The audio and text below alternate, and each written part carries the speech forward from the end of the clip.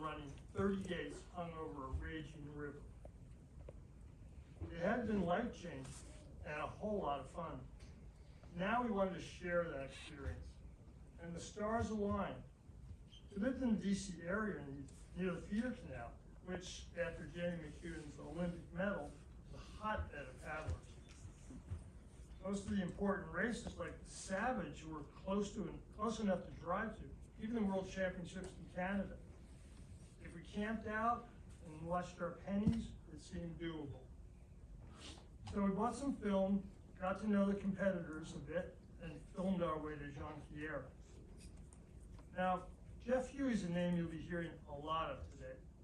A brilliant and seasoned video editor from the DC area, Jeff had risen to the very top of his profession.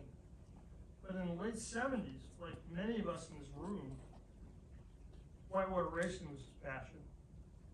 Put another way, he was a paddling bum. At Jean-Pierre, we crossed paths with Jeff after he'd already completed a wild water run in C2 with his partner, Paul Rabo. Never wanted to sit around. Jeff was looking for another challenge, and most importantly, he was willing to work for free. On a shoestring budget like ours, that was music to our ears.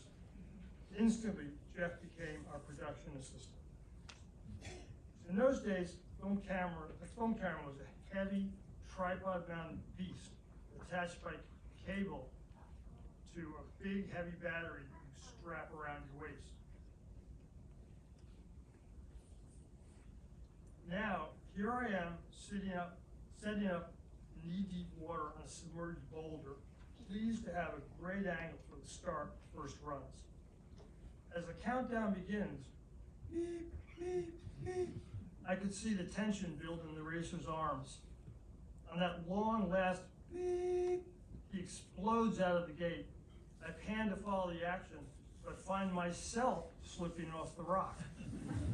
I scramble to keep the batteries dry, only to look up and see the tripod and camera just out of reach, falling in beautiful slow motion into the river. Disaster. I shout to Louise. Remember this, Louise? Run and tell Jeff he's the only camera. Talk about meteoric career advancement. Promoted from production assistant to director of photography, faster than John Luglow can pull off the first run. Now, I'm pretty sure that Jeff had never shot a single frame of film, 16 millimeter film, but somehow he found the on button. It took me and a hairdryer an hour or two to get my camera working again, but Jeff shot some great footage, and I suspect that was the day he caught the movie bug and found his life's calling.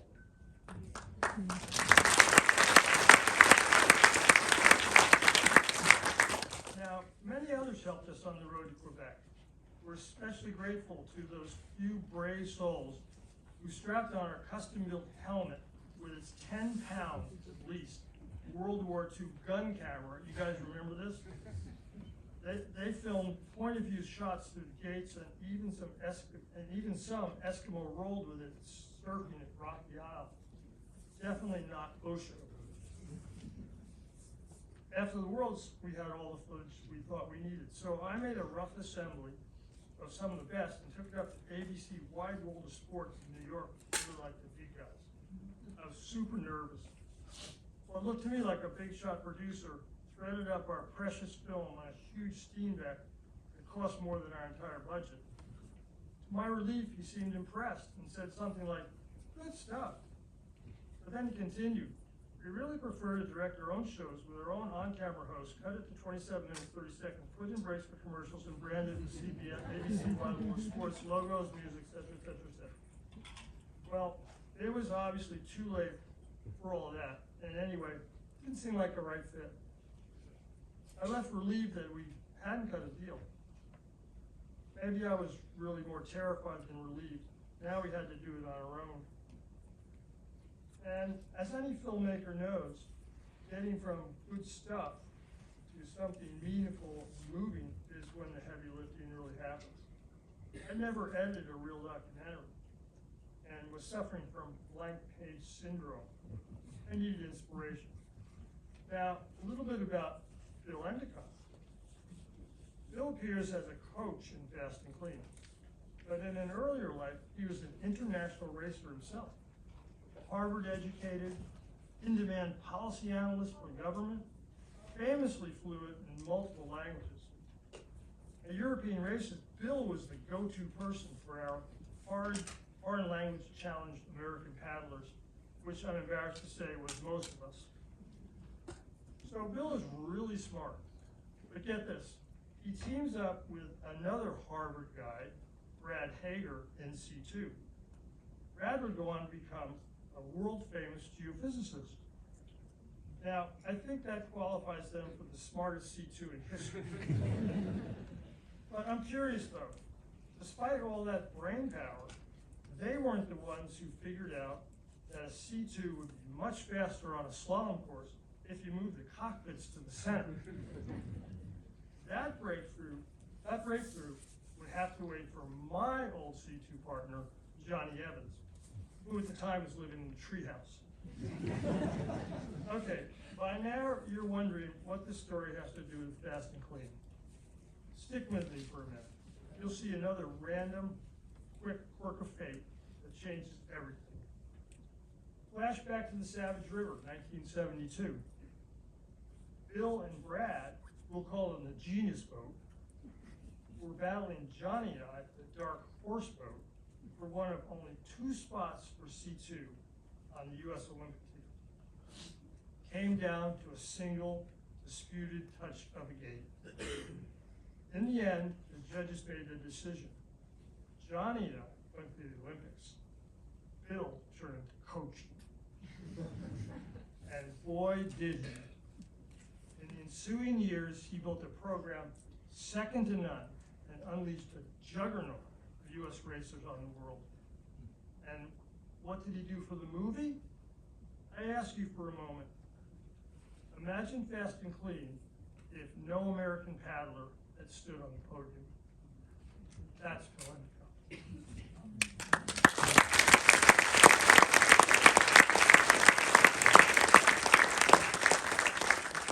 We still had to edit a film.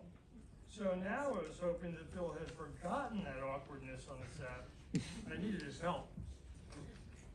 Bill was the sage on the mountain, and I took what he said seriously. Find the story and follow it. Make it personal. He was always super encouraging, but like a great coach, a little annoying, but he pushed us to do better. So we did. Louise dusted off her trusty Niagara tape recorder, and in hours of audio interviews, mostly in our living room, we tried to get inside the competitors' heads. We tried to let them tell the story, and we hoped to discover what makes a champion. So next we drive the edit up to Film Space in State College, Pennsylvania, where the talented Tom Kiter and John Rounds. Are you guys here? Raise your hands. There we are, way up there. Amazing. Tom Kiter's studio, and John put together the band, and they did the track. It was incredible. Well, they worked their magic and created an original score. I can't remember, but probably for next to nothing. Okay, now the film's done. We show it first at Towerville. Paddlers love it, but groan when we pass the hat. I make a pledge to myself, never doing that again. So we make some prints. They're expensive and require a 60mm sound projector to show. Only a few sell. Reality check here. DVDs haven't been invented. They're poor quality, so the VHS is of poor quality. DVDs haven't been invented, and of course, no internet, no crowdsourcing, no email, no YouTube. In short, distribution was not going to be easy or cheap. On top of that, we find out we have a much bigger production that's due in October.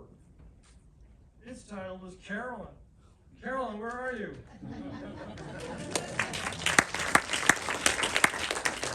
She's sitting next to her mother, Louise. And of course, that show had a sequel. His title is Josh. He's ready. Raise your hand, Josh. So we're a growing family, but short on both time, money, and distribution ideas. We decided to box up the negatives, get real jobs, and move on with our lives. Those boxes sat unopened for another 45 years. Which brings us back to Jeff. Now all grown up, still boundlessly optimistic, and head editor at the biggest video facility in DC. Hey Russ, I just retired. You still have those master reels in your basement? Great. I have an idea on how we can get all those horrible VHS dubs off the internet. Let's re-release Fast and Clean in 4K. It'll be awesome. I'm of course all in. What could possibly go wrong? Now, a lot of people don't wear well over time spans like that. Come to think of it, that's probably why Linda Harrison suggested to us that we all wear name tags. So anyway, with a hope and a prayer, we sent the reels to the lab and waited for their verdict. Feeling, sorry boys, your 45 years have not been kind to your film. All the footage is stuck together and there's no way to separate it without destroying the images. I'm devastated. A great idea, dead on arrival. We're done. Jeff, with uncharacteristic brevity, said only 6 words. I think I can fix this. So that's all I have to say, but on a quick note, for those who might be confused, Louise and I are still married after all these years, just not to each other. With our amazing spouses, we live in Roanoke, Virginia, and hang out with our kids and a bunch of grandkids. A few of them already burned with that competitive fire. Thank you.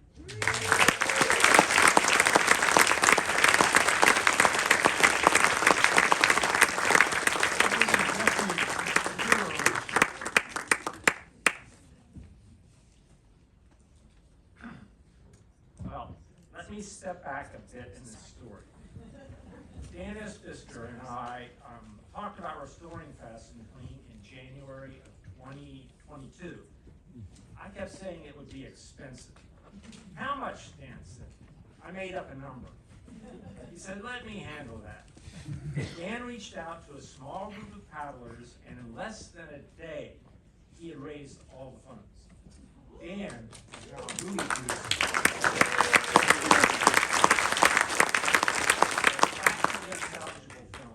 Dan and I began hunting for one of those really expensive prints that Russ mentioned. Several people in the film had bought one, but when the easier to use VHS version arrived, they threw them away. I was sick to my stomach. In June of 22, I got an email from Kent Ford saying that he'd found a reference to Fast and Clean in an online card catalog for universities. It said that Swanee, the University of the South, had a film print. That film print had been purchased for the Outdoor Club by Doug Cameron. Doug is the guy in the film that had the beard and the hat that you saw on the far side of the Ocoee River, looking at the line that Steve Holmes had thrown over, almost. On the very same day I got that email, I received an email from Roy Ference in Australia saying he had a print, and would I like him to send it to me? So without Doug and Roy, we would not be here. The University Library very generously sent me their film print, and the other one showed up from Australia. Both were in pretty rough shape. They were faded, discolored, scratched. At this point, it became obvious that my cost estimate was very low. Dan, the producer, went out to the internet, and the paddling community quickly filled the gap. Now, thankfully, one of the last film labs in the country is located here in Rockville, Maryland. Ken Burns relies on it. That's good enough for me. They rewashed and scanned the film prints to a very high resolution. I chose the best or the least beat up shots from each of the prints and started trying to make the film look good. Now this is where you all get to thank one of my oldest friends and colleagues who volunteered his time and great talent doing the color correction. Lauren Mester.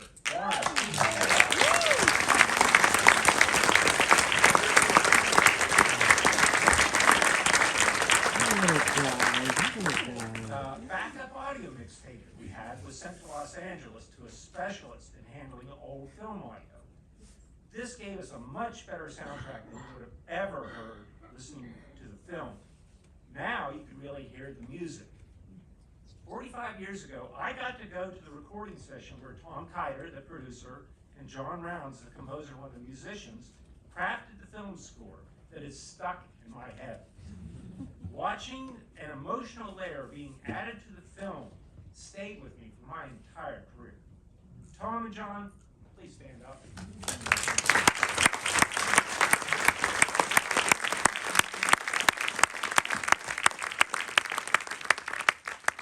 Russ had been digging through boxes and found what seemed to be the masters from that recording session. Upon inspection, they were covered in a suspicious white, potentially toxic grime. So off to another film restoration service. Now I had music choices for the extended credits. There are even alternate cuts. Now, Tom and John will be selling CDs and t-shirts in the long. There were many other tasks that filled my time from June of 22 till today. Working with the McEwen Boynton clan to find the footage and pictures of Jamie for the dedication. Constantly checking and revising the credits. And 2 months of tediously minimizing scratches, painting out dust and dirt on over 50,000 frames. During this project, we heard from several racers of generations after Fast about how important this film had been to them. Thanks to the support of so many people, we are ready to send Fast and Clean back into the world to inspire more young paddlers. Now, Jed Hinkley is here, and he's with the American Community Education Competition Director. He's going to tell us how the ACA is supporting the current generation of racers. Then we will have a little bit of question and answer, or torture, from Russ.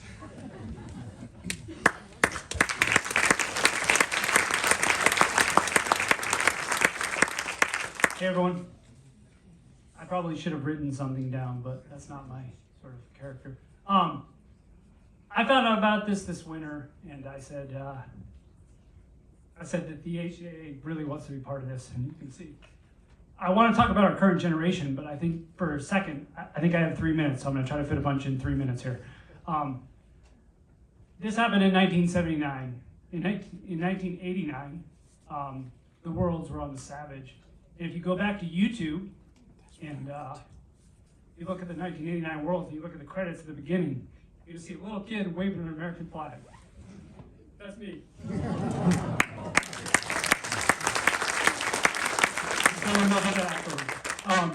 But I think what I want to say is, some of you know my father, Bert Hinkley.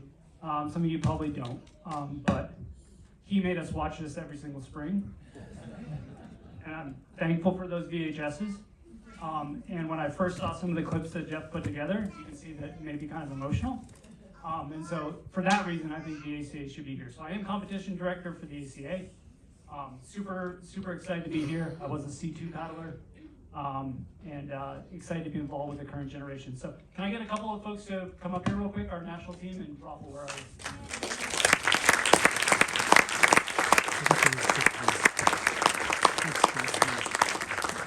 So we got Casey, we got Nathaniel, we got Tyler and Josh. Oh, there you go. Cool, coming from the other side. Coming through all these guys are PWRC paddlers.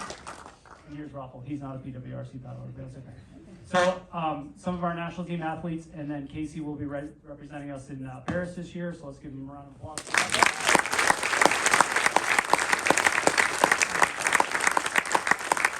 I think the reason that I wanted to be here and I wanted these guys here is that I went to the Worlds in '89. I was inspired to be a paddler. My dad showed me this movie a lot, And there's still a generation of paddlers out there striving for those exact same goals that these paddlers were striving for. And I love that Kathy was like, 4th place was not good enough. And so I want that to be sort of our inspiration for our current athletes. And I just wanted to bring them up here. And I also wanted to say that there's going to be some silent auction items out there. And it's not about raising money for the HCA, it's about raising money for these guys.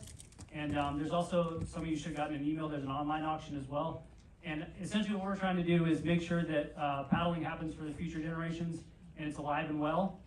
And so please support us in those efforts. I also see Devin sitting here, and I'm so happy that this is dedicated to Jamie. I grew up in New Hampshire, Brewer House, really important to me. And I had a conversation with Sandy last week, actually. And what she said is, yeah, Jamie's medal was important to him, but you know what's really important to him? Was developing the next generation of athletes.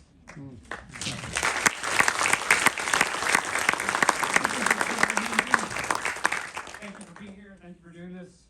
And yeah, the ACA is just super proud to be part of this. And we're here to support the next generation of athletes. And maybe we'll make another movie someday. So yeah, thank you.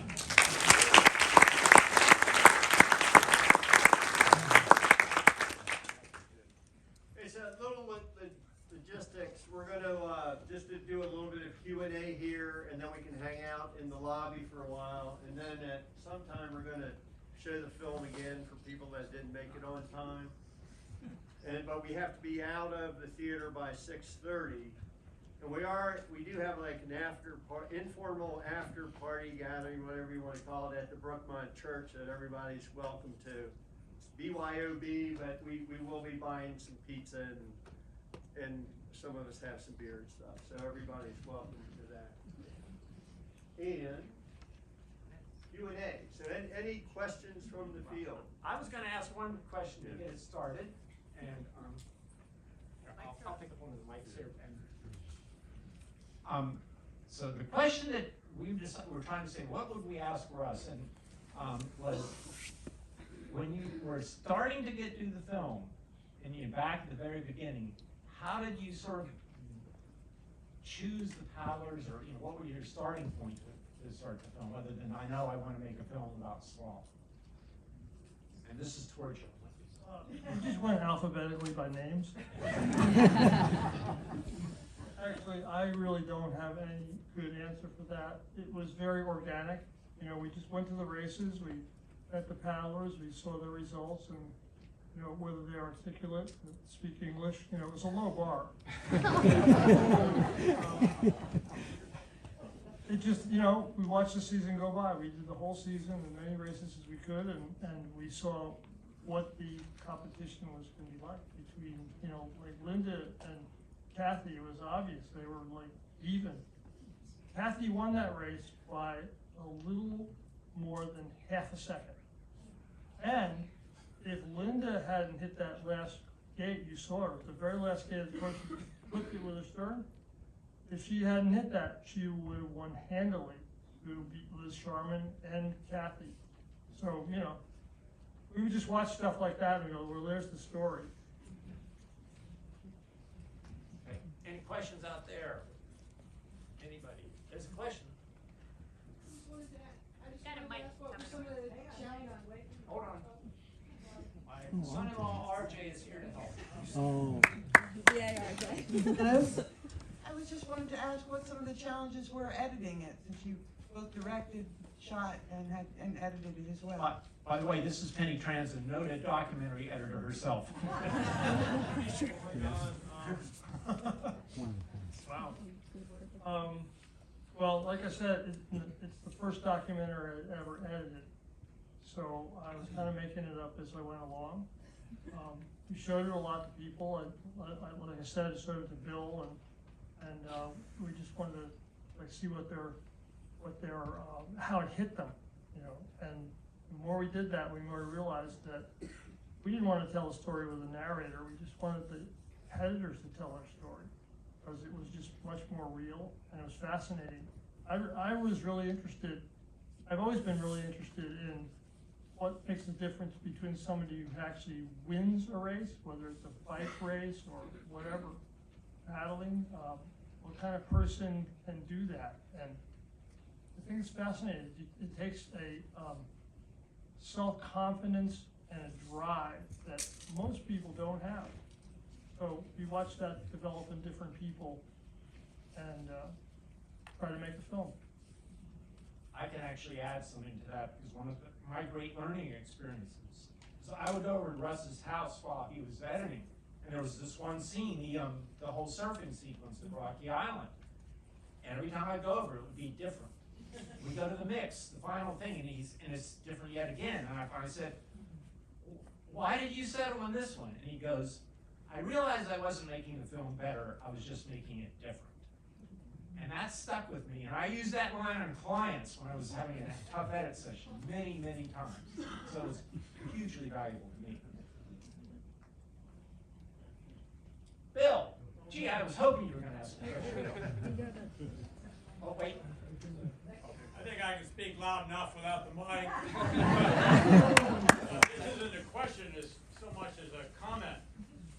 When Russ showed me the film and asked me what I thought of it, I cried. Oh. I thought it was the best thing that had ever been done about the sport, particularly at that time, and I think still to this day. Yeah.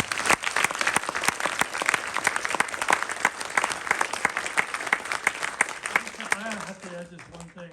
I distinctly remember showing it to Phil, and I don't know what his reaction was, but I know he told me that I could make it better. And so he inflicted that same punishment on his paddling subjects too. Testing. Yeah, hi Russ, it's Chris McCormick. Just want to thank you very much for the entire, 45 years. A team effort.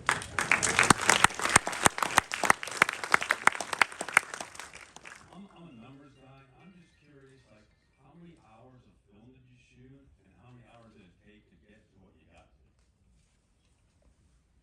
We probably filmed as much as we could for the budget we had. We really had no budget. We would just, it was just savings and, wherever we could scrounge up some money. And actually, like, towards the end of the filming, the Hunt brothers, Oh, you told me. The Hunt brothers they cornered the market on silver, and they doubled the price of film overnight. Like, yikes. So, it was a budget thing. If I had a real budget, I would have hired more cameramen, and we would have gone to more races, and we would have had a lot more footage. I don't know if it would have been better, but, that's the way you do documentaries. You shoot as much as you can. How many hours do you think you spent editing? Oh, hundreds and hundreds of hours, I think. Months. Mostly changing it, like, and then changing it back, and then changing it back. Paul Flack here. This is mostly a comment, but the first time I saw Fast and Clean was in Endicott's living room. And how many people were in that living room? I seem to remember about 30. And how many of them are here today that remember seeing that? So this is audience participation. Anyway, do you remember that? Do you remember the showing of it? You showed something. Huh? Who can remember that long ago? I'm still trying to remember breakfast. I don't remember where I was sitting in the living room, but I remember sitting there with about 30 people in that tiny little living room. Your Honor, I don't recall. Okay. Was anybody else there? Yes. Yeah, there, Ken Ford, Abby. Anybody else? Norman. Yeah, we got a couple. All right. It's great. All right. Thanks for putting it together again. Related question. How many people in the audience are in this film? Could you raise your hands? Stand up. Stand up. Wow. Please stand up.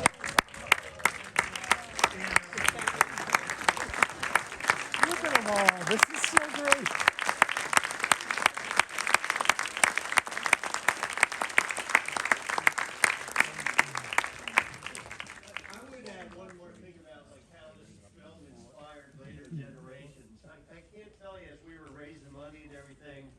the number of people that of subsequent generations for me, like I stopped racing in like 1982, but these Richie Weiss and Brian Brown said, "Oh yeah, we must have watched Fast and Clean 100 times." Yeah, it was really cute. Anything else? You know, by the way, I'm not going to ask Russ why the only time I'm in the film you don't see my head. Yeah.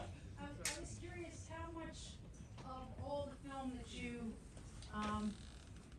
shot ended up in the actual film? Yeah, like 10% or? That's a really tough Yeah, call. that's mathematical, didn't keep track of it that way. I would say probably at least 50 to 1. In documentaries, that's a common thing you say, a percentage, 50 feet to 1 foot used. Some docs, like, are 1,000 to 1. Budget, a little bit different. Anything else? Mr. Hearn, please. Oh. Russ, did you process as you went along? Yeah.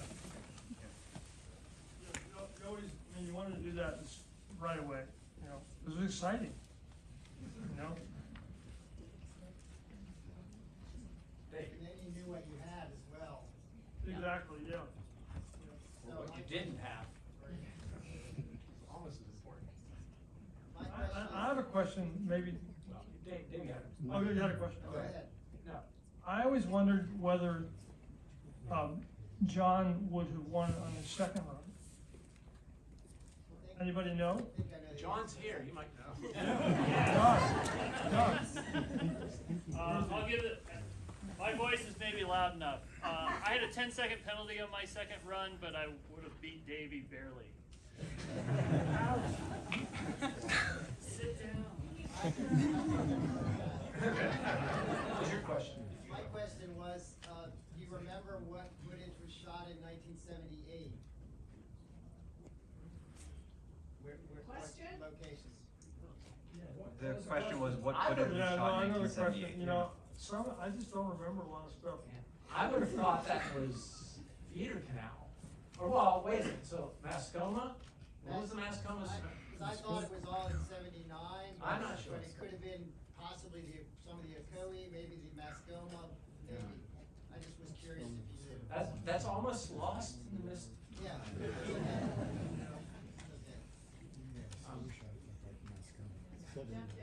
Where?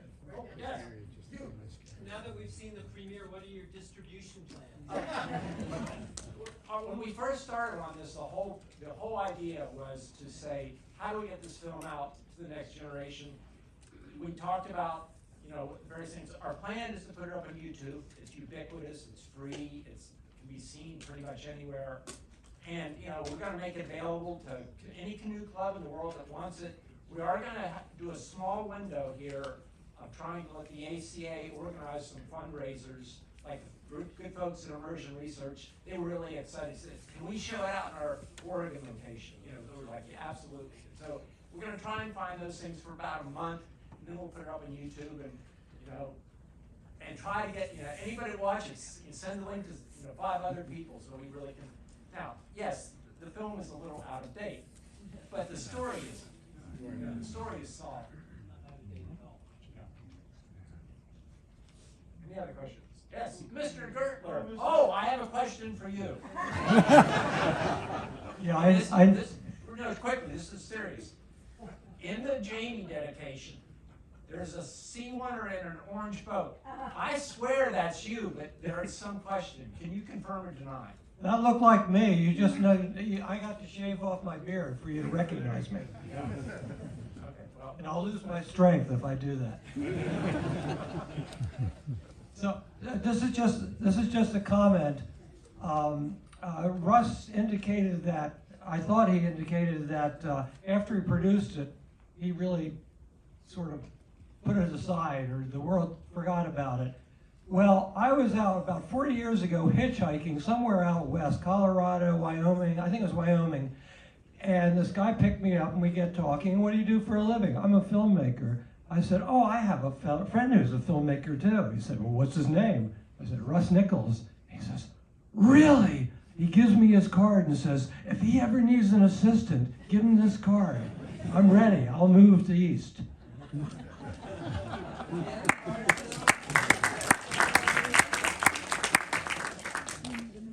I have the problem, as Russ said, was distribution back in the day.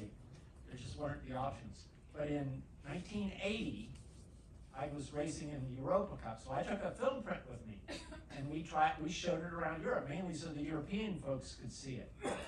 And every viewing I had was just this level of excitement and energy.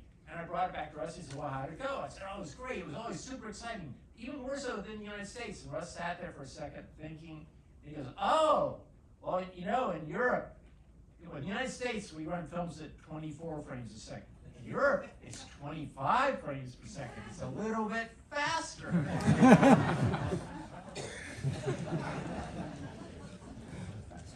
Anybody else? Mr. Hearn again. Another question, how many prints were made of the film? Originally, Yeah. You don't know? Yeah, repeat the less question. than 10. I'm sure less than 10. How I mean, many they were- prints of the film were made originally? Yeah. So the Australia and Swanee were 2 out of maybe 10? Well, we know that, I'm not going to name names, but Kent Ford and John Lovell both threw theirs away.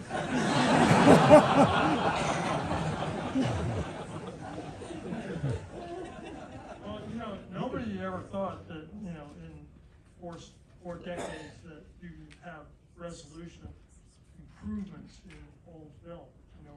Mostly you figured it was just worthless. Who would want to look at a fuzzy picture? But never throw stuff away.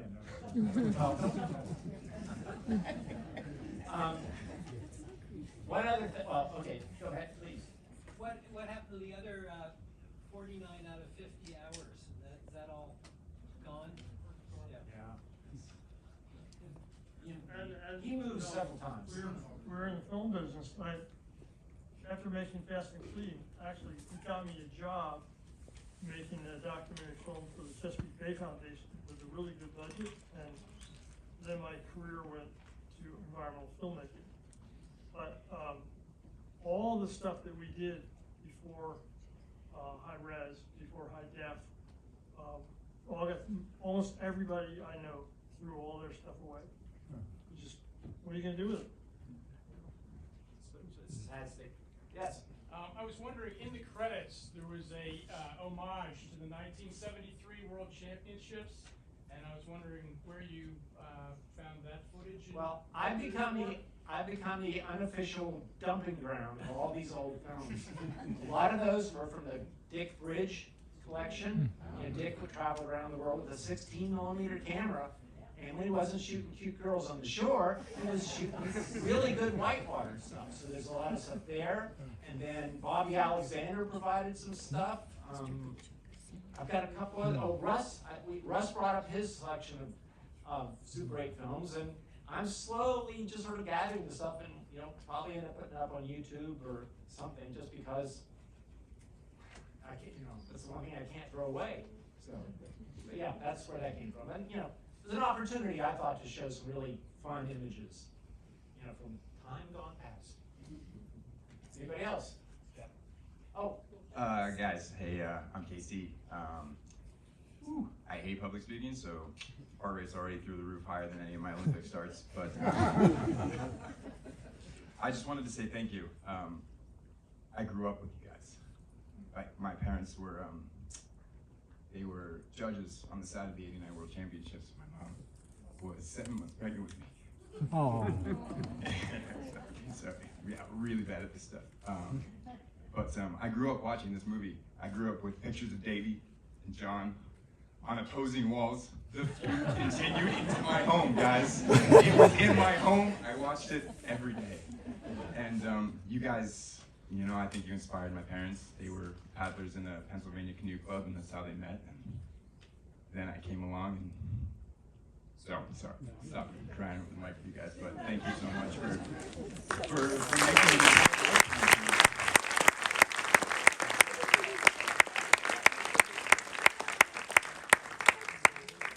Anybody else? I know you all want to go out.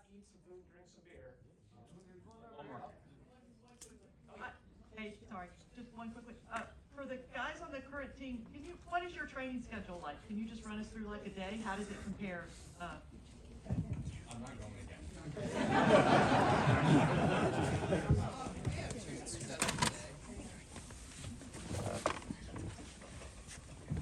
It's about 2 to 3 sessions a day. 1 to 2 on water, 1 to 2 off. Lifting, running, right in the mic.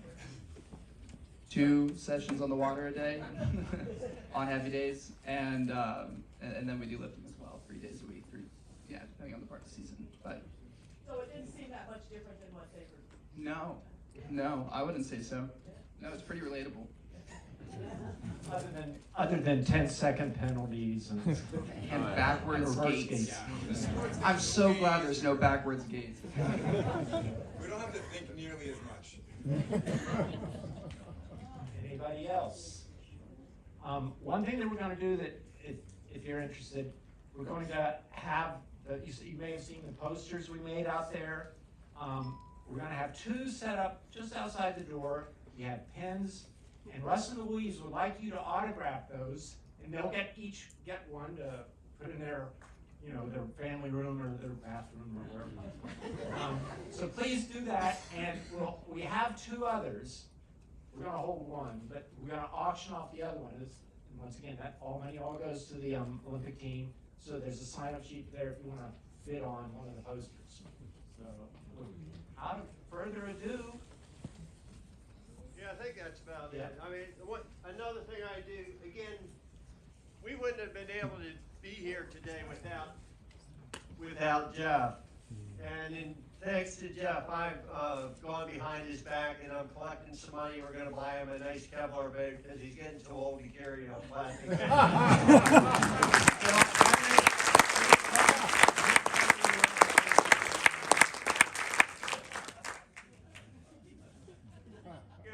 I think we're done. There will be we are going to do a second showing because the folks at the Potomac, CCA Potomac River Race, a lot of them couldn't get here in time. So they're going to be coming in. If you would be so foolish as to want to watch it again, you're welcome to come back up. But we do need to give them a good seat. All right, thank you.